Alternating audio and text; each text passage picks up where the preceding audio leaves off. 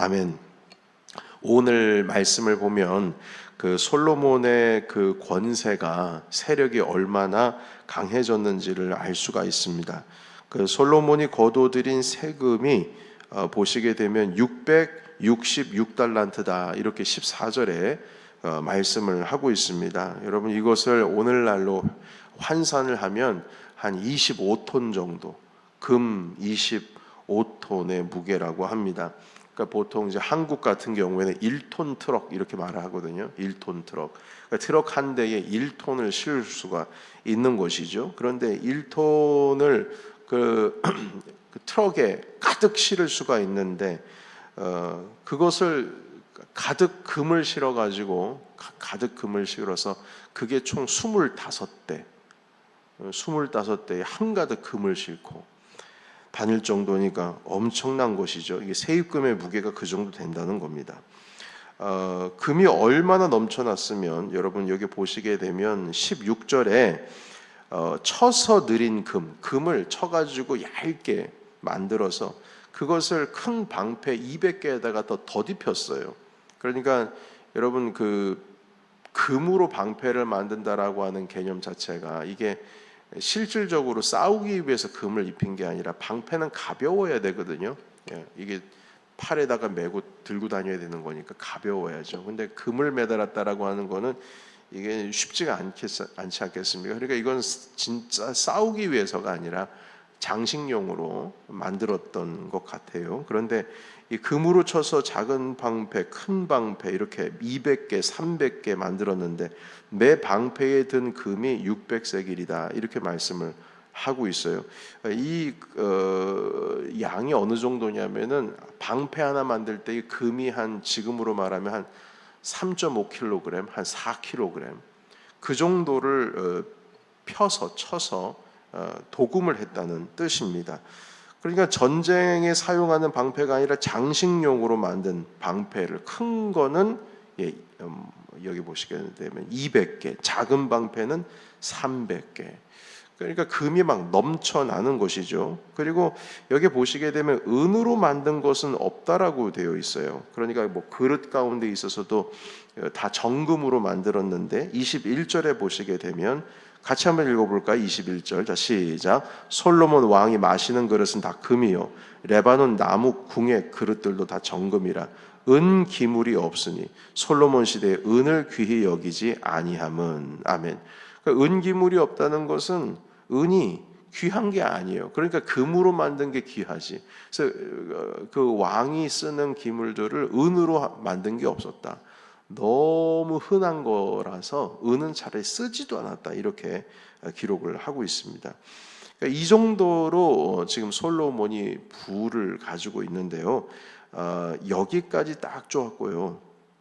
보시게 되면 뭐 상화로 보좌를 만들고 팔 양거리에 양 팔거리에는 사자 영상들을 하나씩 두었고 좌우편에 사자를 12개씩이나 만들고 그러니까 벌써 그 층계 6개를 올라가야지만 왕의 보좌가 앉아 있으니까 사자들이 늘어져 있고 뒤에는 또 둥근 어떤 그 모양을 만들어 놓고 하니까 그 보좌 자체를 바라보는 것만으로도 위험에 눌리는 거죠. 그 솔로몬의 세력이 어마어마했다라는 걸 보여주고 있습니다. 그런데 딱 여기까지거든요. 자, 23절부터 보시게 되면 이제 끝절까지 보시면서 이 솔로몬 왕이 어떤 타락의 징조, 어떤 뭐라 그럴까요? 벌써 이제 냄새가 지난 우리 이틀 전에 이미 그 솔로몬이 정치적인 세력을 늘리는 가운데에 이미 냄새가 조금씩 나기 시작했다라는 말씀을 제가 드린 적이 있는데 23절부터 타락의 징조가 이제 보이게 됩니다. 벌써 23절을 보시게 되면 왕의 재산과 지혜가 이렇게 되어 있습니다. 지혜와 재산이 아니고 재산과 지혜예요. 우리는 솔로몬 하면은 지혜가 떠오르지 재산이 떠오르지 않거든요. 그런데 여기 보시게 되면 그 재산과 지혜가 어느 왕보다 큰지라 하면서 그 지혜를 듣기 위해서 많은 나라에서 예물을 가지고 왔는데 뭐 이 예물도 양이 뭐 상당합니다. 상당합니다. 그러니까 지혜가 초점 맞춰줘야 됨에도 불구하고 이게 재산으로 결국에는 번져 나가게 되는데요. 재산을 강조하고 있는 것이죠. 자, 그런데 여러분 잠언서에 그 말씀이 있습니다. 30장에 가보시게 되면 한번 찾아볼까요? 잠언서 30장의 8절 한번 보겠습니다. 8절에서 9절까지의 말씀인데요. 잠언서 30장 8절에서 9절.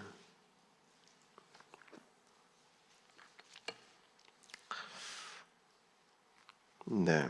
잠언 30장 8절에서 9절 같이 읽겠습니다. 시작. 곧 헛된 것과 거짓말을 내게서 멀리 하옵시고 나를 가난하게도 마옵시고 부하게도 마옵시고 오직 필요한 양식으로 나를 먹이시옵소서. 혹 내가 배불러서 하나님을 모른다 여호와가 누구냐 할까 하오며 혹 내가 가난하여 도둑질하고 내 하나님의 이름을 욕되게 할까 두려워함이니이다. 아멘.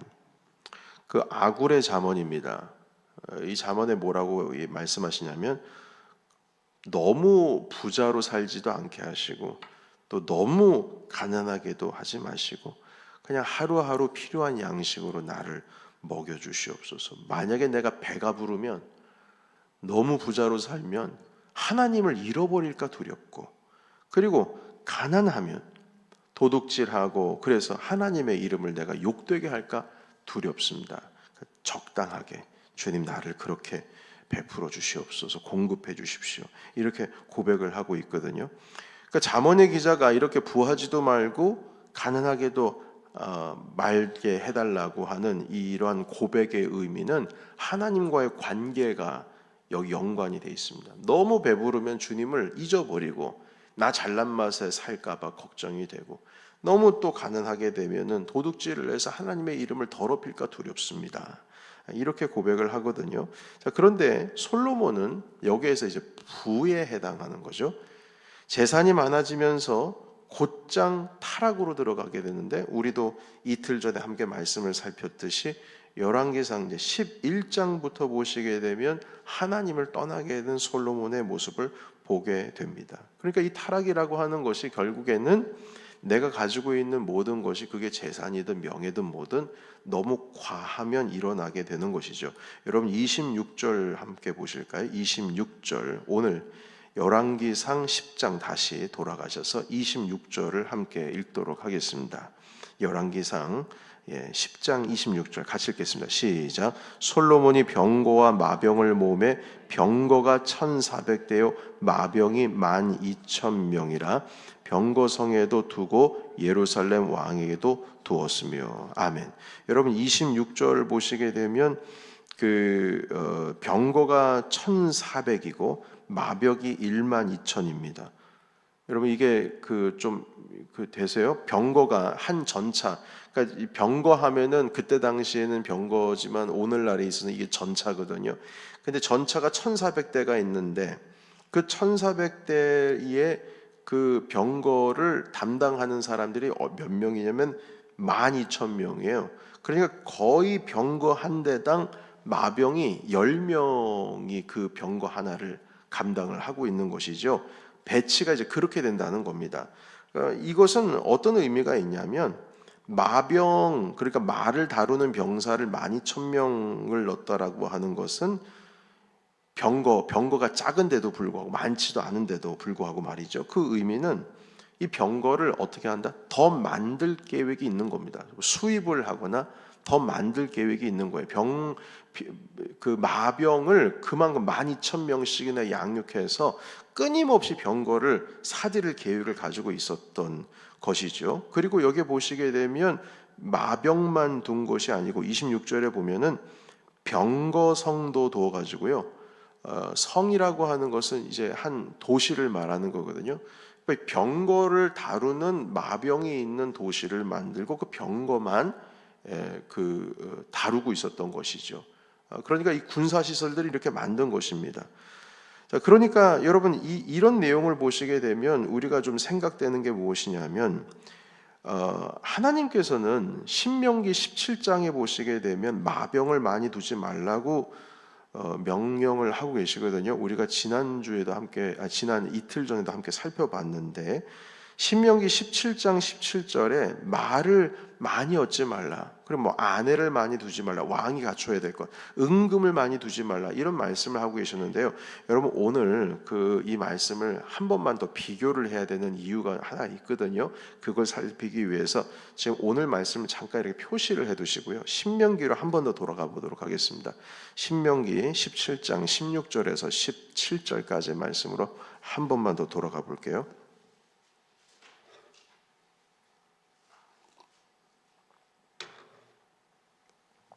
자, 신명기 17장 16절에서 17절 다 같이 읽겠습니다. 시작. 왕된 자는 말을 신명기 17장 맞죠? 예, 17장 16절에서 17절. 예, 같이 시작. 왕된 자는 저랑 여러분이 좀 틀리나요? 자, 잠깐만요. 제가 가지고 있는 성경을 잘못 여기 복사를 한 것 같아요. 제가 먼저 찾아보겠습니다. 잠시만요. 성경을 직접 찾아보겠습니다. 조금만 기다려 주십시오.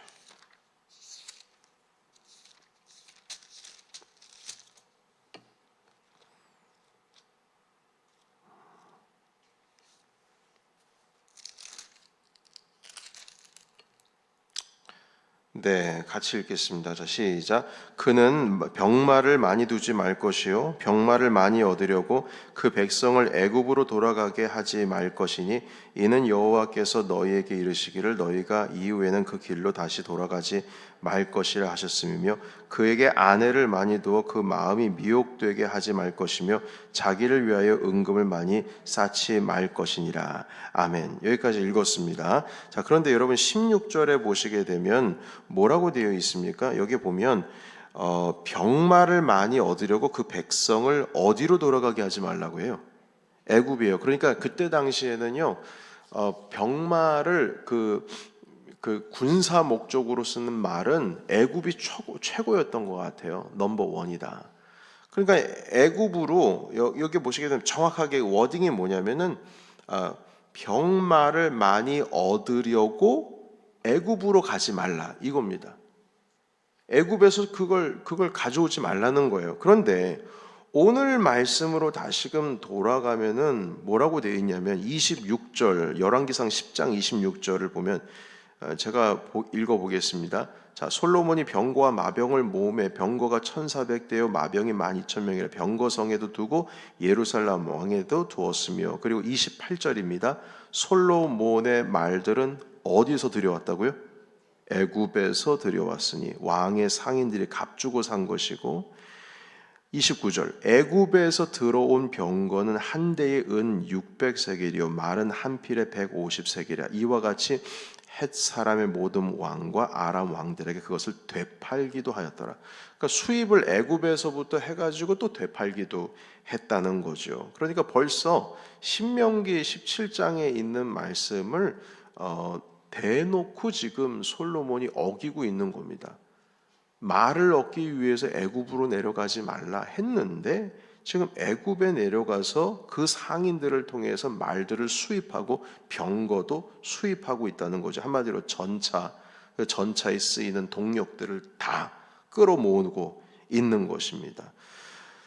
그러니까 벌써 솔로몬 왕이요 피해야 할 것들을 다 어기고 있어요. 여러분 아까 그 신명기 17장 17절 이후의 말씀 뭐라고 되어 있냐면 아내를 많이 두어서 자기의 마음을 미혹하게 하지 말라고 되어 있는데 오늘 주신 말씀 이후에 보시게 되면 이제 아내들 후궁들이 얼마나 되는지 이제 솔로몬 왕의 그 후궁들의 내용이 이제 등장을 하게 됩니다. 그러니까 보십시오.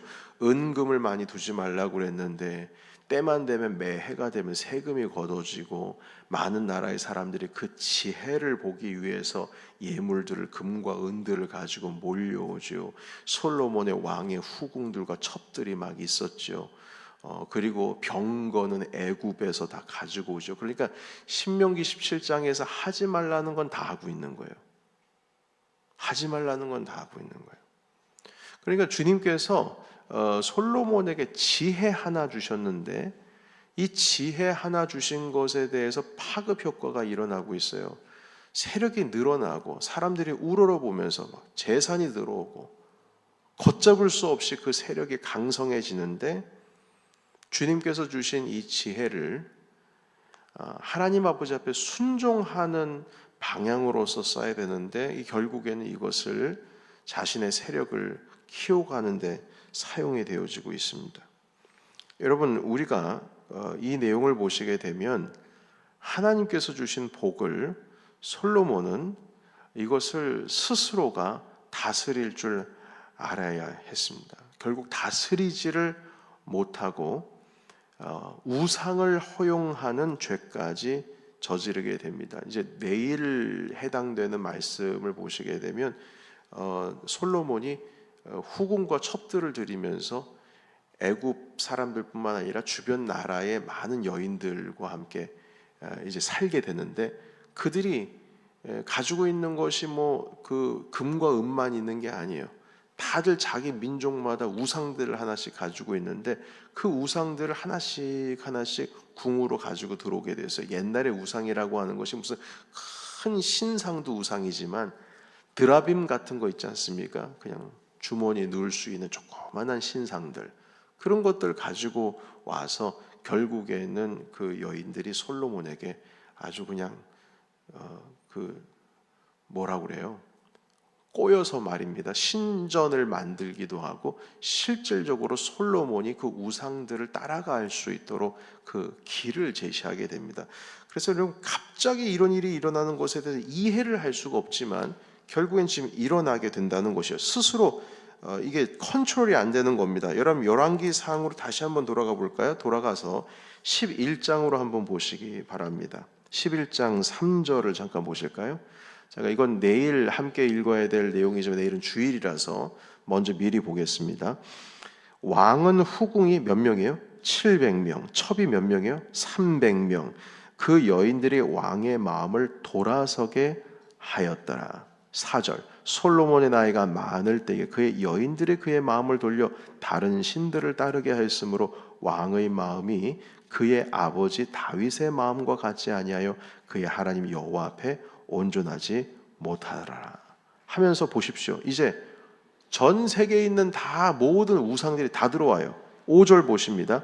시돈 사람의 여신 아스다롯 그리고 암몬 사람의 가증한 밀곰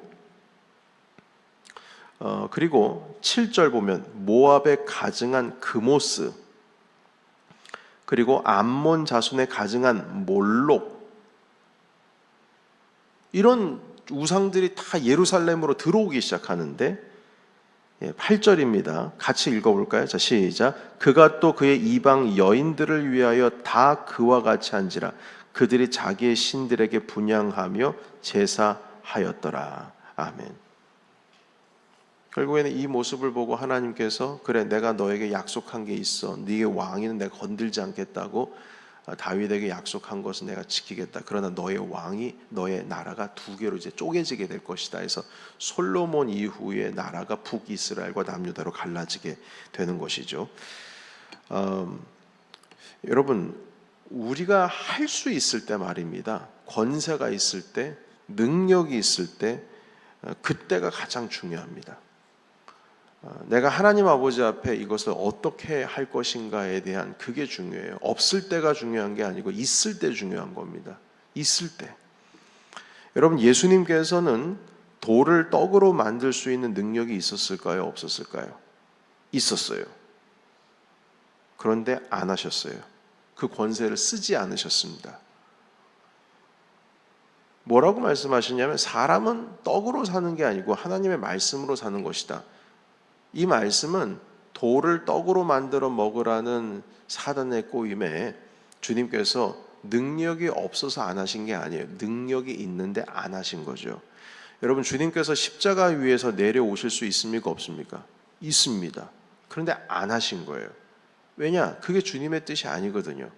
그래서 이 예수님께서 사단의 유혹에 이기신 것은 어떤 의미가 담겨 있냐면, 첫 번째 아담은 사단의 꼬임에 실패했잖아요.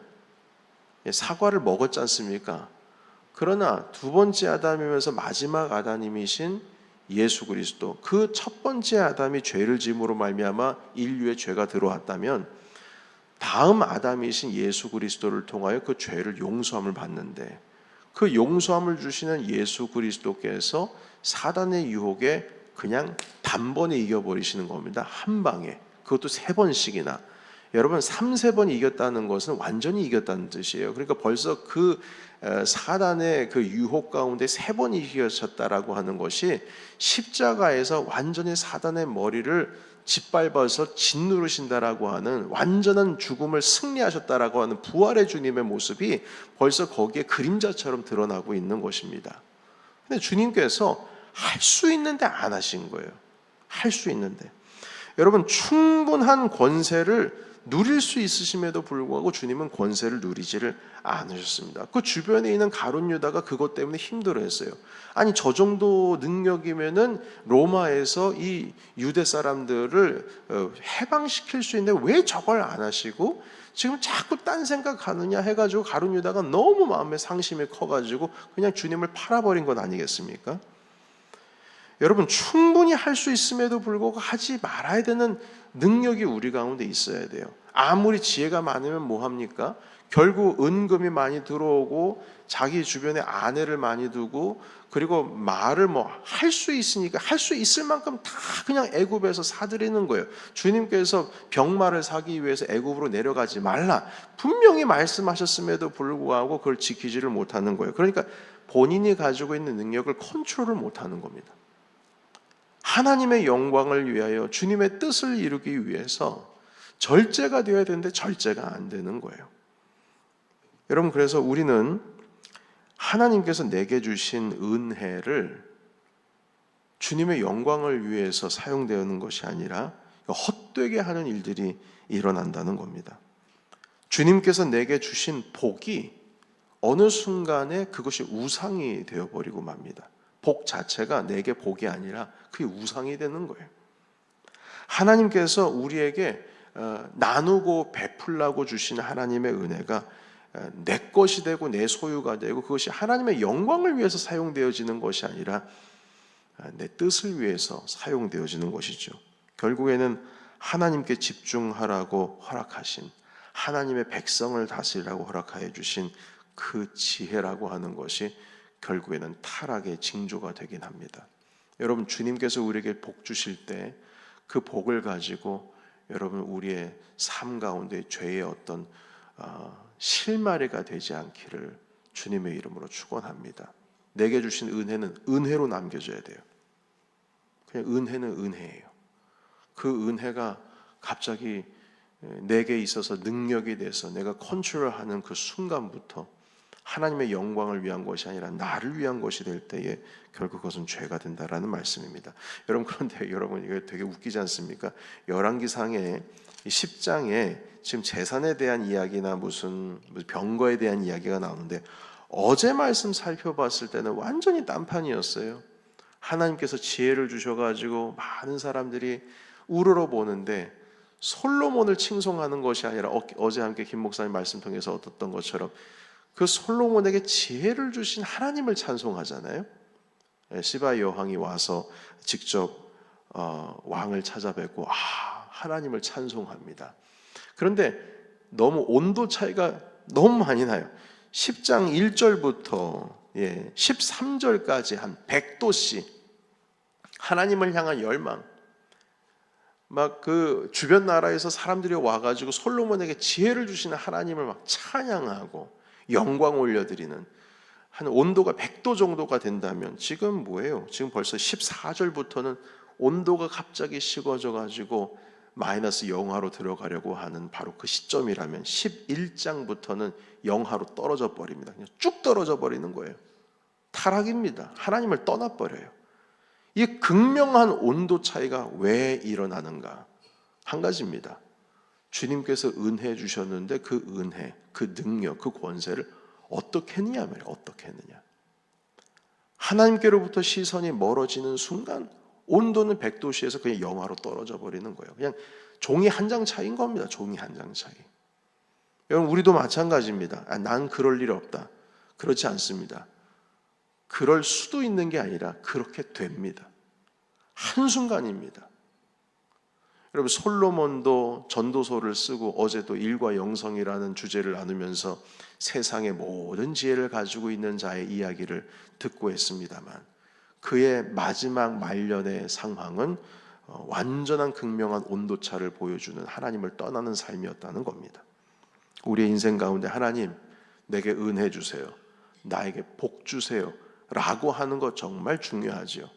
그래서 그 복을 받는 것도 중요하고 은혜를 받는 것도 중요하지만 더 중요한 거, 그 은혜를 은혜되게 하는 것과 복을 복되게 하는 것이 더 중요한 겁니다.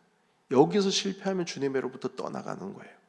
그래서 오늘 이 말씀을 통해서 우리의 삶 가운데 하나님 내게 주신 은혜는 은혜로 남아지고 내게 주신 복은 복으로 남겨지는 하나님의 사랑받는 자녀가 되기를 원합니다. 주님을 향한 시선을 다른 곳에 빼앗기지 않게 하옵소서. 성령님 우리를 인도하옵소서. 이렇게